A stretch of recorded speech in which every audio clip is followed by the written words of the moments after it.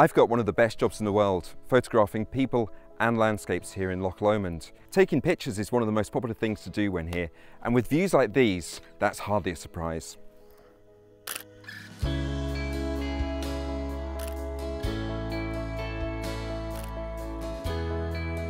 There are so many ways to see these beautiful landscapes. On two wheels, by seaplane, boat, and of course walking. Many people do the famous West Highland Way that goes right through and alongside Loch Lomond. Right now I'm on Inchcailloch Island, just one of the most beautiful of the Loch Lomond Islands. I was here a few weeks ago and it was just covered in bluebells. When you climb to the top like I've done, you just get rewarded by the most spectacular view. Cutting through the island too is the Highland Boundary Fault, which starts on the mainland in Helensburgh, running across Scotland all the way to Stonehaven in the east. On one side of the fault zone is the lowlands, and on the other, the highlands. In the highlands, all the mountains over 3,000 feet high are Munros, and the most southerly one is just across the water. It's Ben Lomond. Let's go and take a closer look.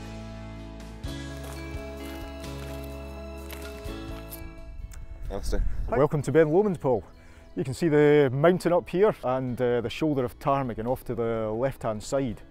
It's a very dominant feature of East Loch Lomond side. So dominant that the loch is actually named after the Ben. Lomond means beacon, so we've got the Beacon Mountain here.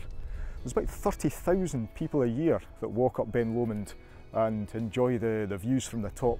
And the views are fantastic. You get a great contrast between the sort of lowland plains and the billowing mountains to the north. We can see the Paps of Jura out to the west, the island of Mull, Ben Nevis to the north, and Ben Aglow over in Athol.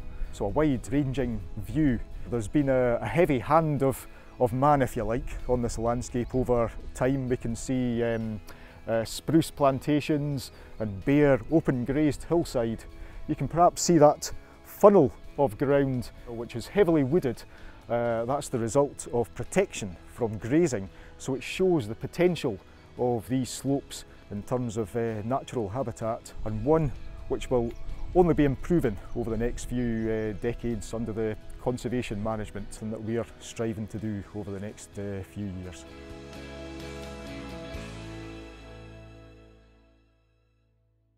Here's a really good example of a place to stay where you get spectacular views and to get married at as well, with its beautiful lochside views.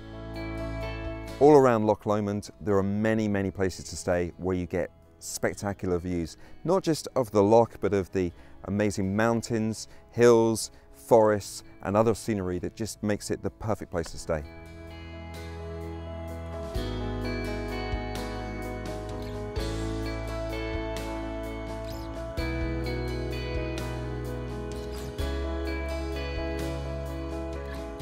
This is the Erskine Bridge. It's the last crossing of the Clyde. Back that way we've got Glasgow and Clyde Bank, rich with all of its maritime shipbuilding history. And this way we've got the Clyde Sea Lochs with stunning landscapes, seascapes, peninsulas and forests. And a good starting point for exploring is the vibrant town of Helensburgh.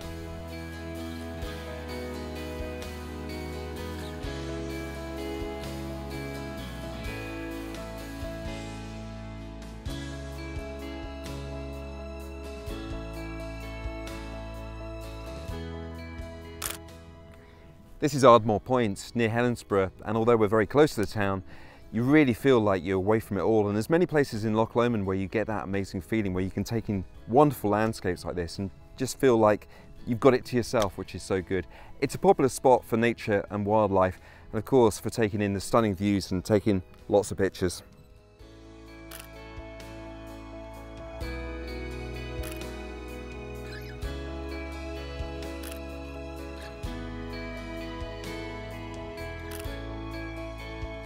Another amazing natural landscape. There are so many to see. We've only covered just a few of them.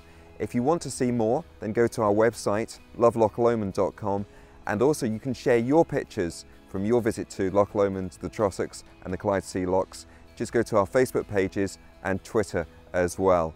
And also on our website you'll find lots of examples of places to stay and things to do when you come on your visit.